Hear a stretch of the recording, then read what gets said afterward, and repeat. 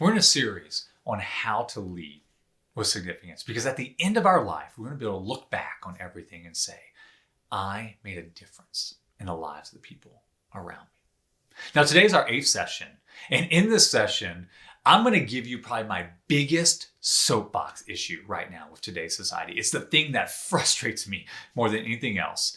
And it involves politicians, celebrities, the media, and social media as well. Now, before we get into that though, I want to recap kind of where we've been in this series. You see, leading with significance, it's like building a house. And there are 5 C's to our leadership house. The first C, it's culture. Culture is the foundation of our house. Everything rests upon it, so we have to get that right.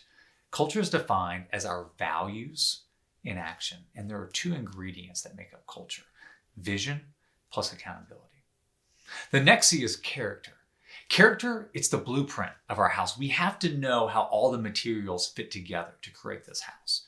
Character is defined as doing the right thing because it's the right thing to do.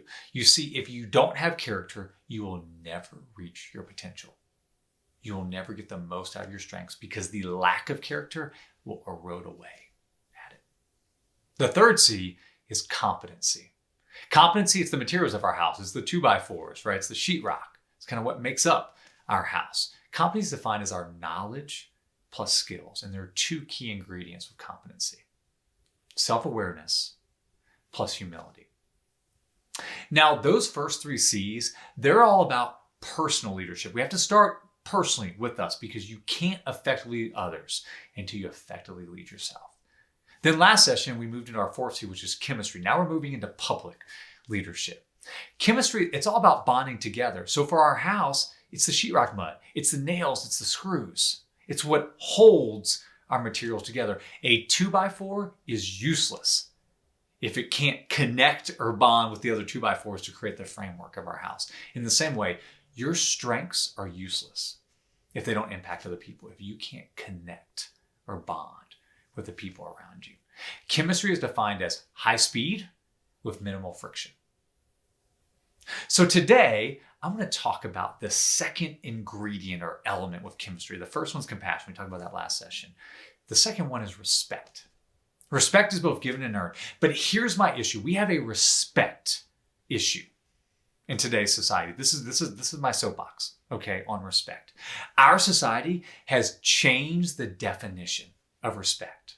Here's what our society says, and I don't agree with this. Respect is now contingent upon mutual agreement.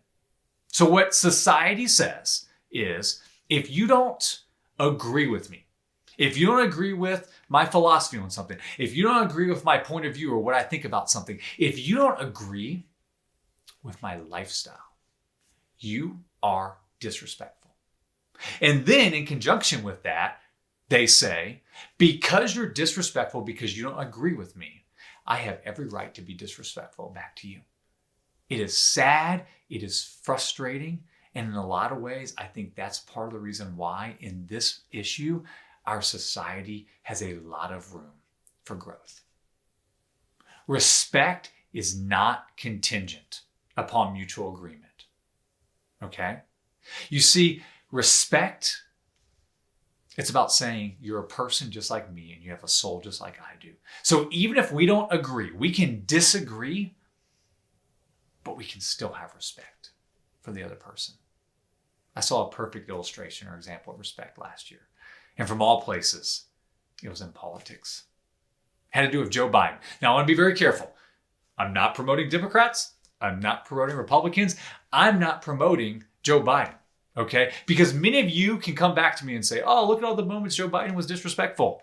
I don't care. I'm saying in this one moment, he showed respect. It was at John McCain's funeral. Joe Biden steps up to give the eulogy and he says this: my name is Joe Biden.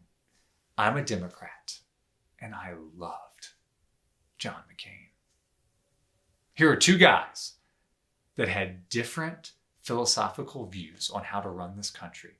And I'm sure they got into arguments and disagreements, but they had a mutual admiration and respect for each other. They were great friends. Because at the end of the day, they recognized that each person was doing what he thought was best for the country. That is respect.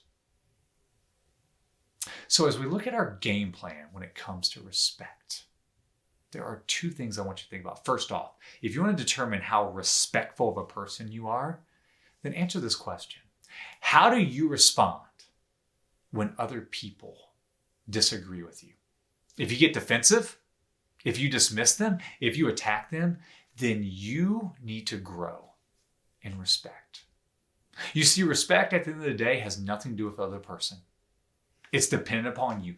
You choose to give respect even when the other person is being disrespectful and doesn't deserve it. And then you choose to earn respect even when the other person doesn't give you respect. How do you respond to people who don't agree with you? The second point, how do we grow in respect? We don't create their story. We get to know their story. You see, we live in a soundbite culture, right? We see 30 seconds of a video clip about somebody and we make these huge assumptions, right? We see one behavior, one action that somebody does, or we hear one viewpoint, right? We hear that someone's a Democrat. We hear that somebody's a Republican, right? We hear one thing that they've aligned themselves with. And we immediately create this commentary all about them. And most of the time, it's false. It's wrong.